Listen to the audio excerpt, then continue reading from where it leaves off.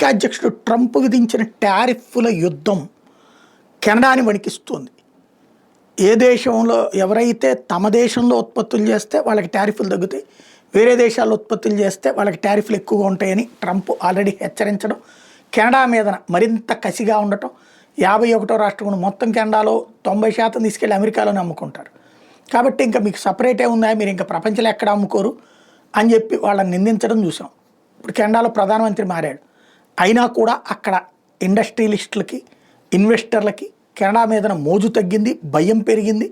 ఇదివరకు కెనడాలో పౌరసత్వం ఉంటే ఆ తర్వాత అమెరికన్ పౌరసత్వం ఆటోమేటిక్ లెక్క, అమెరికాలో బ్రతికేయచ్చు, తిరిగేయచ్చు.